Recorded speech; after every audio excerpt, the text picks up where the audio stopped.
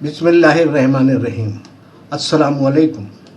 मैं इस्माइल बाटलीवाला आज जो बात पेश कर रहा हूँ वो है धरना आंदोलन का तरीका पुराना है, इसलिए धरना आंदोलन का तरीका बदलना होगा और नए तरीके से धरना आंदोलन करना होगा। दोस्तों, हमारी वीडियो को लाइक करें, सब्सक्राइब करें और बेल आइकन को ज़रूर दबाएं ताकि हमारी वीडियो आपको मिलती रहे।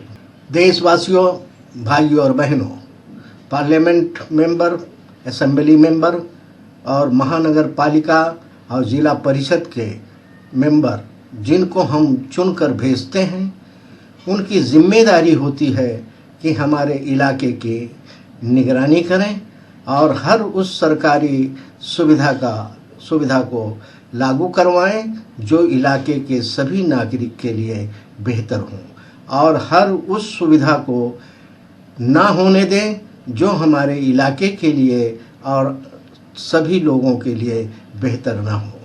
पार्लियामेंट, असेंबली, महानगर पालिका, जिला परिषद के मेंबर जब अपनी जिम्मेदारी पूरी नहीं करते हैं और अपनी जनता की आवाज़ नहीं बनते हैं, तभी जनता को आंदोलन करना पड़ता है।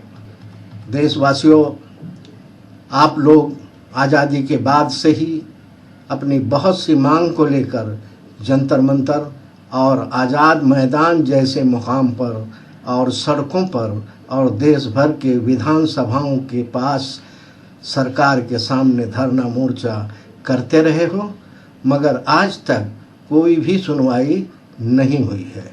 इस तरह के धरना आंदोलन करने से कभी कुछ हासिल नहीं हुआ है और आगे भी कुछ हासिल नहीं होगा। आपके आंदोलन नाकाम होने का कारण यह है कि जिन लोगों को हमने पार्लियामेंट, असेंबली और महानगर पालिका, जिला परिषद में चुनकर भेजा है, वो लोग आपके नुमाइंदे हैं, वो लोग आपकी आवाज़ हैं, मगर वो लोग हाउस में आपकी आवाज़ नहीं उठाते हैं और अपनी जिम्मेदारी पूरी नहीं करते हैं। वो लोग हाउस में अपना मुंह बंद करके बैठे रहते हैं और आपके मसले को सपोर्ट में नहीं बोलते हैं। अगर वो लोग हाउस में बोलेंगे तो ही कुछ हासिल होगा, वरना जंतर मंतर और आज़ाद मैदान और देश के हर विधानसभाओं के सामने और देश भर की सड़कों पर अपना सर फोड़ लो, कुछ भी हासिल नहीं होगा। अपने लीडरों का मुंह खुलवाने के लिए उनके दरवाजे पर कभी धरना मोर्चा नहीं किया गया है, इसलिए उनको चिंता नहीं हुई है और वो चिंता मुक्त रहते हैं, इसलिए अभी तक कोई सुनवाई नहीं हुई है। गुजारिश है कि अपने MP, MLA, नगर सेवक, जिला परिषद मेंबर के दरवाजे के सामने धरना मोर्चा करो और उनको जवाब दे बनाकर हाउस में बोलने पर मजबूर करो। जिस मांग को लेकर तुम सड़क पर आवाज़ उठा रहे हो, उसी मांग को लेकर तुम्हारा नेता हाउस में आवाज़ उठाना चाहिए, और जब अंदर बाहर दोनों तरफ से आवाज़ उठेगी तो उस आवाज़ के दबाव में अमल शुरू करना ही पड़ेगा।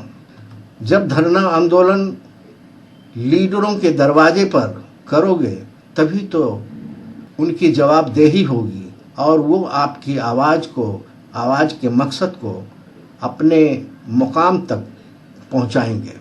जिस सरकारी अधिकारी के हाथ में आपका केस है, उस सरकारी अधिकारी के घर के दरवाजे पर धरना आंदोलन करो, तभी वो सुनेगा और अमल करेगा और आपका मसला हल होगा। दोस्तों, साथियों, भाइयों, बहनों, पब्लिक मीटिंग और जलसों की भरमार है, उससे कुछ नहीं हो रहा है, बल्कि सिर्फ और सिर्फ कुछ लोग का नाम चमक जाता है, उससे ज़्यादा कुछ नहीं होता है। हर आंदोलन में कुछ पुराने चेहरे ही शामिल होते हैं और आम आदमी शामिल नहीं होता है, इसलिए धरने नाकाम होते हैं, आंदोलन नाकाम होते हैं। दोस्तों, साथियों, शाहीन बाग NRC आंदोलन, किसान आंदोलन, अन्ना हजारे के बड़े आंदोलन से कुछ नहीं हुआ है। बाबा रामदेव के बड़े आंदोलन से कुछ नहीं हासिल हुआ है, हार्दिक पटेल के बड़े आंदोलन से कुछ हासिल नहीं हुआ है। जाट आंदोलन की भीड़ ने बहुत लोगों को मार दिया है, अरबों की प्रॉपर्टी खाक में मिला दिया है, मगर नतीजा कुछ नहीं निकला है। दोस्तों साथियों, भीड़ कोई नतीजा नहीं ला पाती है, बल्कि भीड़ इस्तेमाल होती है और उल्टा दिक्कत पैदा करती है। आंदोलन से बहुत कुछ हासिल होगा, लेकिन अभी तक जो आंदोलन चलाए जा रहे हैं वो अंग्रेज़ों के ज़माने के तरीके हैं और उस तरीके से कुछ भी हासिल नहीं होगा, बल्कि आंदोलन का तरीका बदलना पड़ेगा, तभी कुछ हासिल होगा। अगर आंदोलन के ज़रिए मकसद हासिल करना चाहते हो तो आंदोलन की रूपरेखा और उसका मुकाम बदलो तो ज़रूर मकसद हासिल होगा। अभी तक जो आंदोलन चलाए जा रहे हैं वो अंग्रेज़ों के ज़माने का तरीका है। अपने एमपी और एमएलए के दरवाजे पर धरना आंदोलन करो, ये नया तरीका अपनाओ। जिसको वोट देकर आपने चुना है उनको जवाब दे बनाओ और उनके दरवाजे पर धरना देकर उनसे सवाल करो।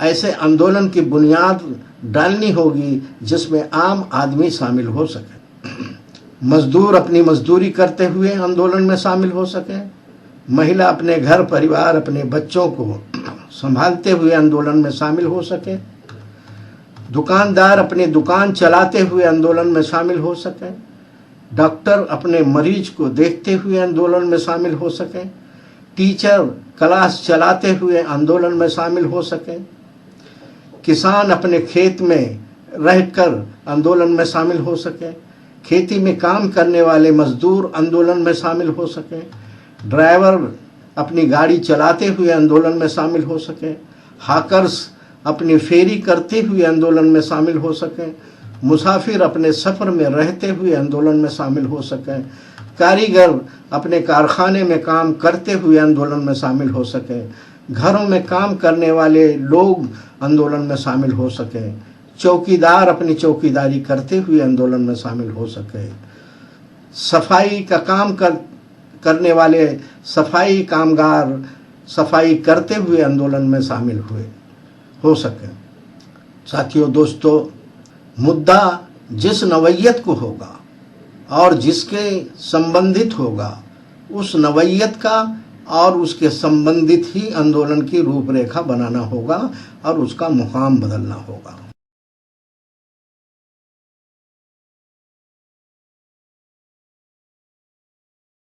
वक्त के साथ सब कुछ बदल गया है, मगर आंदोलन का तरीका और मुकाम पुराना है, इसलिए वक्त के मुताबिक आंदोलन का तरीका भी बदलना होगा और उसका मुकाम भी बदलना होगा। जय हिंद, जय भारत।